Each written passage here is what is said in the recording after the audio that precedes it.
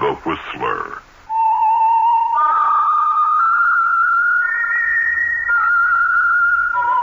Presented by the United States Air Forces in Europe.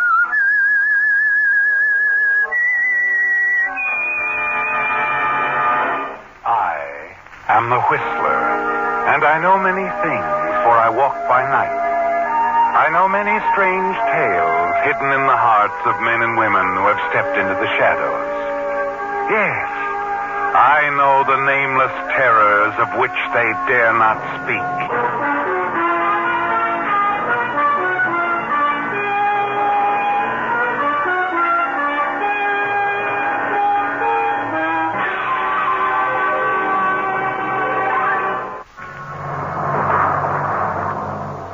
And now, the Whistler's strange story. Escape to Doom.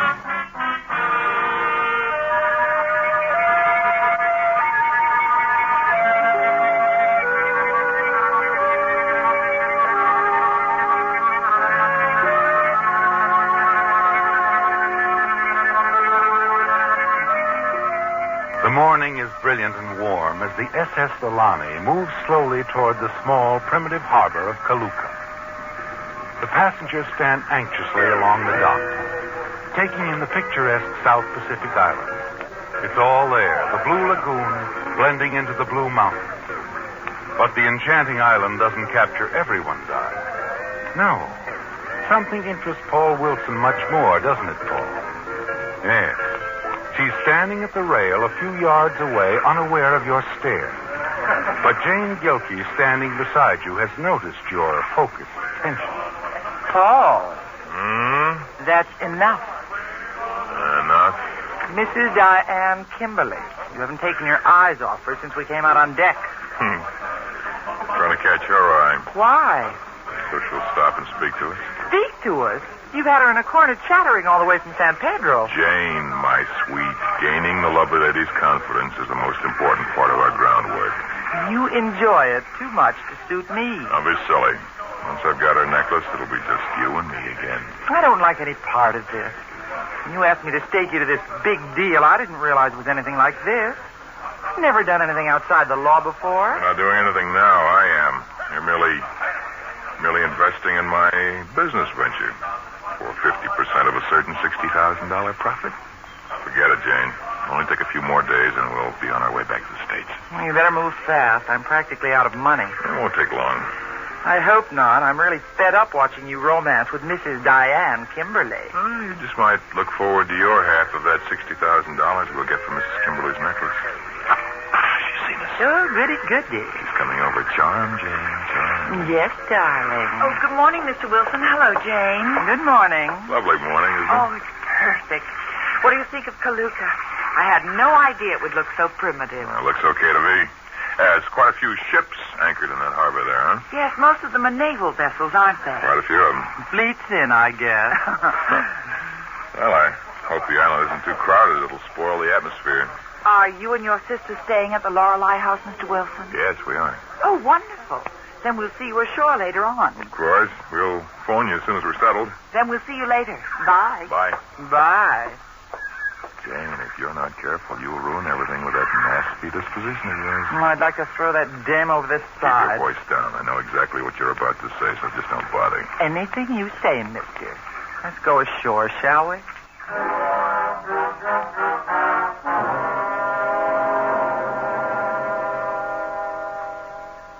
Ashore on Kaluka, the pattern is nearly the same, isn't it, Paul? Next day, you phone Diane Kimberly and invite both Diane and her aunt to dinner at the Lorelei house.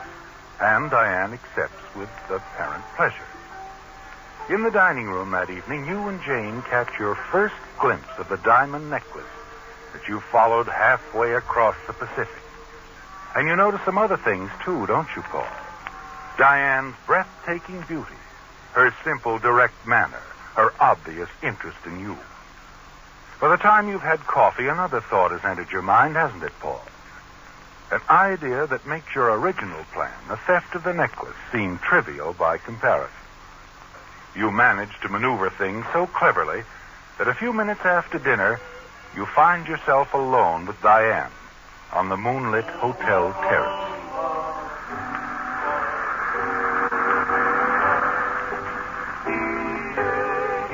I never imagined anything could be as lovely as this. There's nothing like this in the little towns I've lived in. Little towns? Yes. From Alaska to Uruguay. Oh. Your husband was a traveling man, huh? Of a kind. He always wanted to strike it rich. Even the report of a gold strike drew him like a magnet. After we were married, I went with him, at least to the nearest towns. Real grubstaker, huh? And an investor. Practically every penny we could scrape together went into mining stocks. Nearly all of them proved worthless. Oh, that's usually the story, He was killed in an accident 3 years ago. Oh, I'm sorry. At the time of the accident, we had nothing. I went to live with my Aunt Emily in Longview. We had to take in boarders for a while. But Joe did leave me 5,000 shares in a gold mine in Uruguay. And it paid off, huh? Yes. 6 months later, Joe's mine proved to be one of the richest in the world. It brings in more money every year than Aunt Emily and I could spend in 3 lifetimes. Paul, I think we know each other well enough now to drop the Mrs. Kimberly, don't you? That suits me, Diane. But you don't know very much about me yet. Very little. All I know is you have a sister. Both of you come from San Francisco. And you're both very pleasant company. Well, that isn't enough. So, what do you say, tomorrow morning at 9 o'clock I'll pick you up and we'll explore Kaluka together, huh? The whole island, just the two of us. Oh, it sounds fascinating.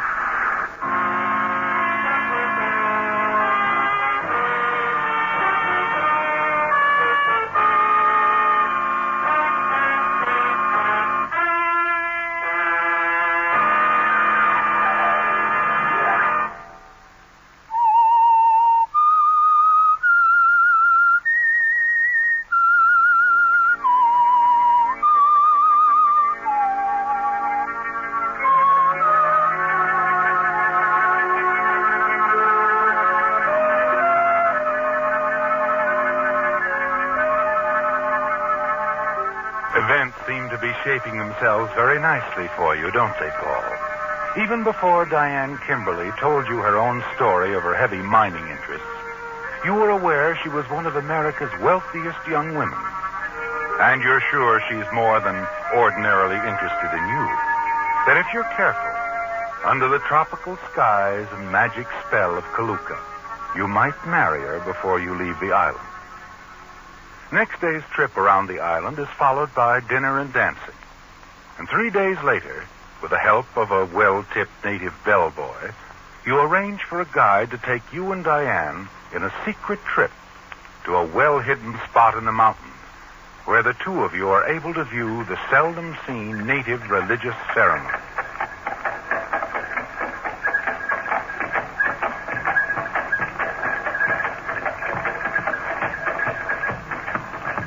You hear? We stop. We get out now.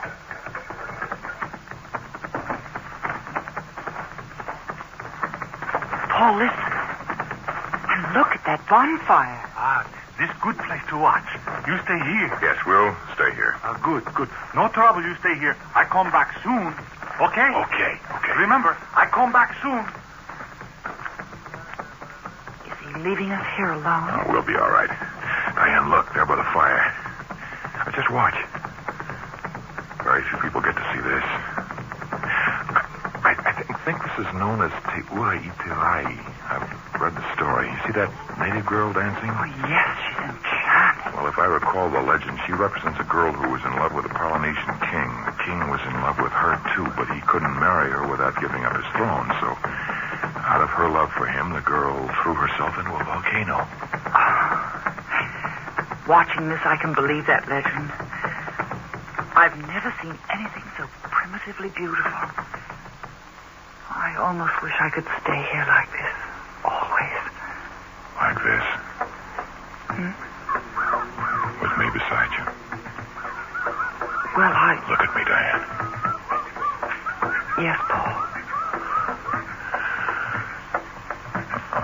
We better call the guide and start back. Why? You're the most beautiful thing in the world. We stay here one more minute. You what? Oh, Diane. Oh.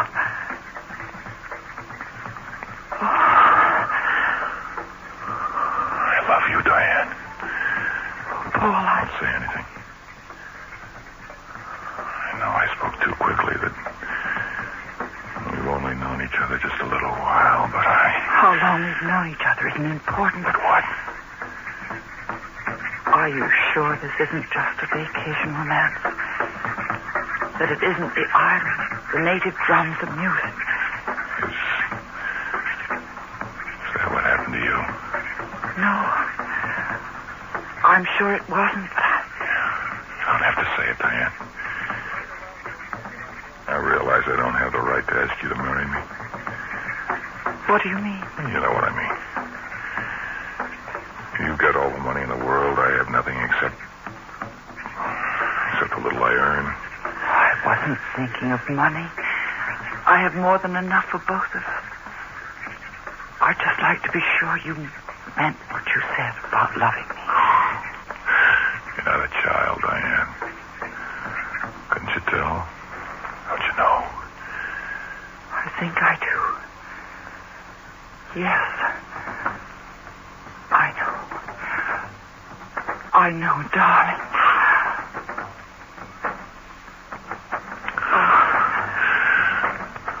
Here comes the guide. You see enough ceremony? We ready to go back now? Yes. We're ready, Johanna.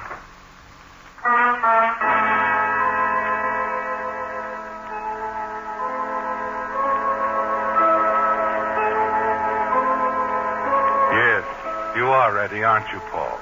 Ready to start planning your life with Diane. Your only worry is Jane.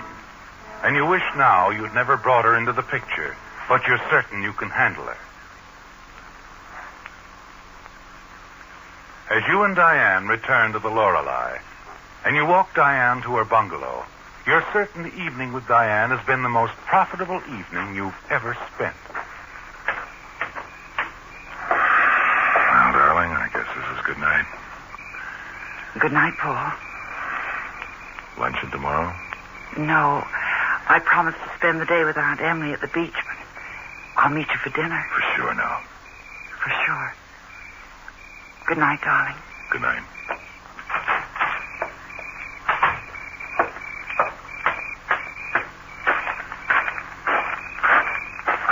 What a performance. Almost as good as the one you put on for me when you talked me into this deal. What are you doing here? Spying. How long did you expect to string me along? I don't know what you're talking about. I'm talking about that doll from Texas. I've been paying the bills so you could romance her out of her diamond necklace. Keep your voice down. But you got a better idea.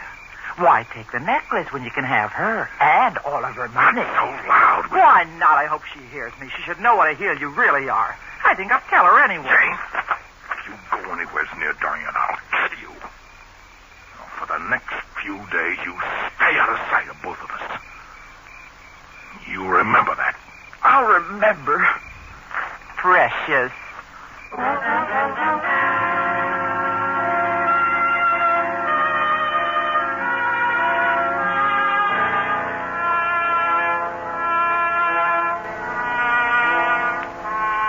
Jane spying on you, seeing you kiss Diane, and her angry jealousy was very upsetting, wasn't it, Paul? You decide to avoid her until your understanding with Diane is a little more definite. So next morning, after a restless night, you leave the hotel early and spend the day at the beach. At a little after 6 that evening, you knock on the door of Diane's bungalow, and then smile as you see her coming up the gravel walk. You hurry forward to greet her.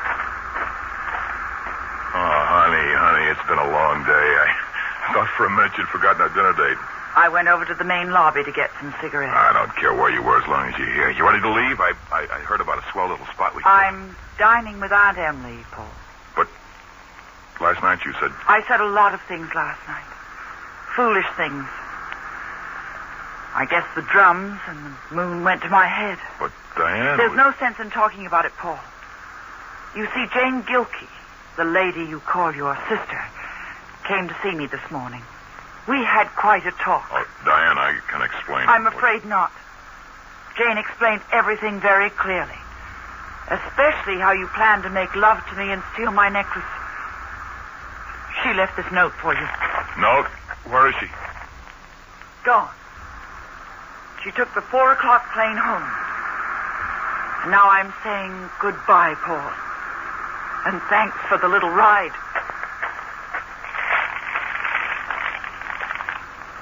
Paul, I'm going home. Even before I saw you with Diane last night, I had decided to call it quits. I've been thinking about it for several days, and now that I'm face to face with it, I cannot bring myself to go through with any part of this deal. In telling Diane, I believe I've done you a favor, too. Hope you can find a way to get back to the States, Jane. Don't worry, baby, I will. It looks like the end, doesn't it, Paul? Any hope of a romance with Diane is over. But you're still not ready to forget your plans for the necklace, are you? And you know you must do something quickly. You leave the hotel grounds and walk rapidly to the beach. You need a little time to think. And when you reach the waterfront, you enter a small cafe, patronized almost exclusively by men of the sea. And you walk straight to the bar. Scotch and water, double. Right. You mind if this one's on me, friend? Why should you buy me a drink? Well, I just want it, that's all. Let me buy it, then I'll tell you why I want it, okay? Yeah, sure, it's okay. Hey, bartender, make mine the same as my friend here. They're on me. You got it? Got it. Good. Now I'll tell you why I want to have a drink with you. Because I was supposed to have a drink with my pal, and we had a definite engagement. And he didn't show up, huh? That's right, but he had to go to a party. You know what I did? No, you tell me. I thought I thought he might be stolen, you see. So what I did, I rode out to the Panda 2 miles. He just got back about 20 minutes ago. The Panda? Yeah. My pal's on the Panda. She's a freighter. An old scow has been running between here and Hong Kong. You ever been to Hong Kong? No, I haven't. Here you are, man. Thanks. Take it out of there and keep the change. Well, thank you, sir. Well, here's to you. Here's to you, too. Like I was saying, I row out to the Panda, and I climb the ladder, go aboard, and you know what? No, what? My pal wasn't stolen at all. Not a soul aboard. Everybody going to a big party. Just like my pal left word with the bartender. Yeah, well, maybe the party will break up Oh, early. not till midnight. Big party last night. The Panda's pulling out at 4 in the morning. You say the Panda goes to Hong Kong? He's been running between here and Hong Kong for the last 10 years. It's pulling out at 4 in the morning. Yeah, that's what you said. So you rode out to the Panda, huh? Why not? You got your own private rowboat? Oh, no. I just borrowed one. There's 50 of them along the beach. The natives use them for fishing. How far did you say you rode? The Panda, about 2 miles. You can't miss it. Only about 4 ships left in the harbor. The Panda's the furthest. You have to row. It's too far to swim. Oh, yeah. I guess it is. Your pal wasn't there, though, huh? Nobody there. Won't be there till midnight. It's a big party. No, I'll take your word for it. Yeah. Bartender, another round. Right. No, pal, you've just solved a problem for me.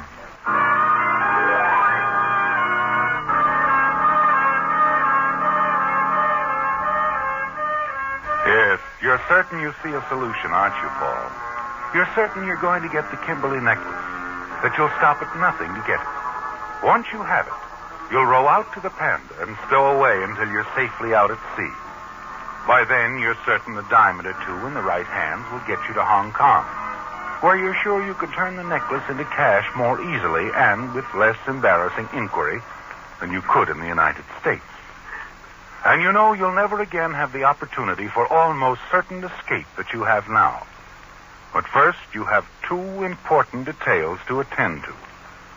You leave the cafe and hurry to the Lorelei Hotel. So you're leaving us too, Mr. Wilson. That's right, checking out. Sorry to see you go.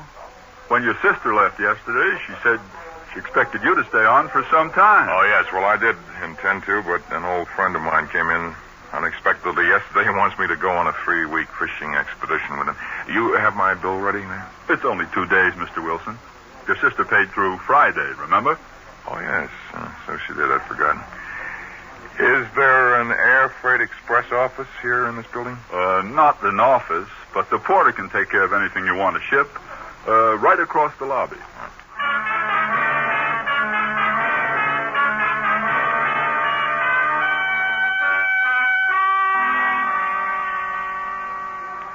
Where do you wish this luggage shipped, Mr. Wilson? The street address?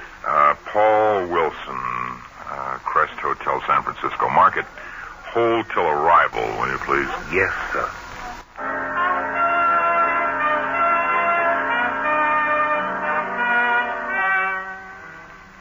You're certain now that you've erased any possible leads to your getaway, aren't you, Paul? Only one obstacle remains. The transfer of the necklace from Diane to you. And at a little after 11, you're quietly raising the rear window to Diane's darkened bungalow. The moonlight provides enough light for you to make your way to the bedroom, where Diane seems to be sleeping soundly. You reach the dresser, find the necklace in a leather case. And then as you're about to slip it into your pocket, the sudden light almost blinds you. Drop it, Paul. Diane.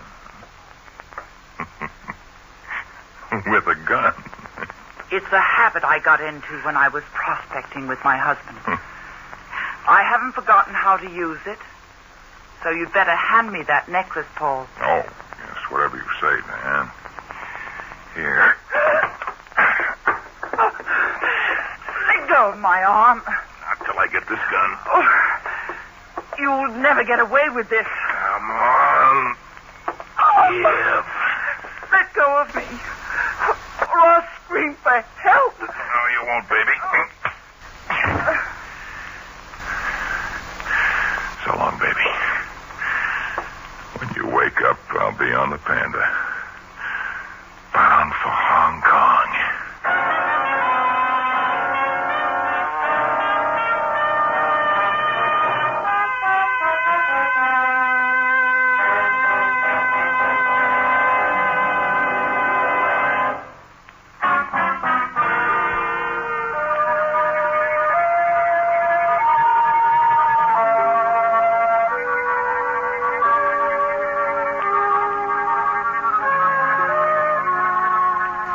A few hours after Paul Wilson had successfully escaped from the island of Kaluga and climbed aboard the Panda, a formation of planes was streaking through the chill upper air with a special mission to perform. Suddenly, the leader dipped his wing. There she is, boys. Follow me at 10-second intervals. Okay, Skipper. On your toes, I'm peeling off now.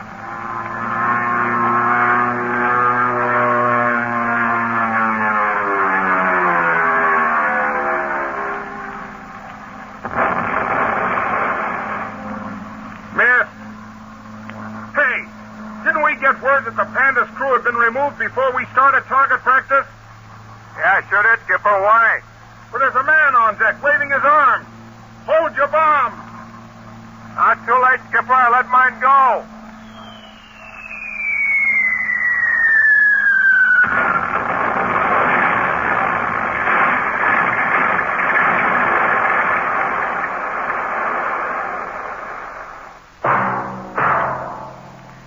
Whistler.